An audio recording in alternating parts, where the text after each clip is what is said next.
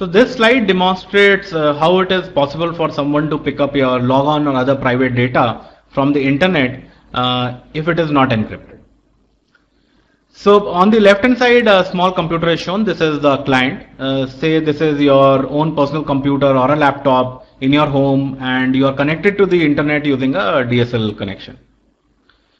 On the right hand side is a server which is going to be physically far away from you, and the entire communication is going to go over the internet.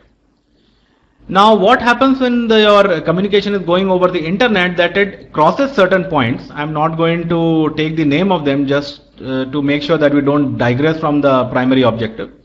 But on those points where your communication is passing through, it is possible for someone to just tap into the data and just dump it, something like in a plain text kind of file. And we are also going to show this a couple of slides later, wherein we demonstrate the vulnerability with Telnet as well as FTP, and you can see for yourself how easy it is to just get your entire login and password.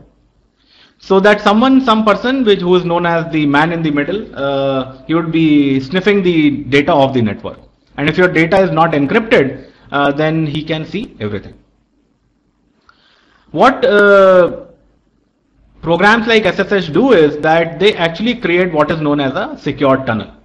So secure tunnel is very easy to understand. You can just think of it like a pipe on which at one end you have started the encryption process, and at the other end there is a decryptor setting.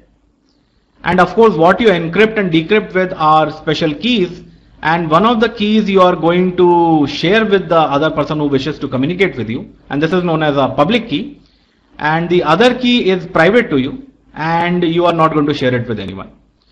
The beauty of cryptography with the SSH and the algorithms which they are using, RSA and others, is that it's very easy to encrypt the communication with your public key, but it's very difficult to try to decrypt it if you don't know the private key. So with the current state of computing power, and given that most of the folks do not have access to the kind of computing power which is required to decrypt this, you can pretty much assume that anyone who is sniffing the data of the tunnel cannot make sense out of it. So what has been done here is that though internet by itself is insecure, but since you are using encryption and decryption, you have actually created a secure tunnel. And that is what programs like SSH, as well as when you see a HTTPS in your browser, they do.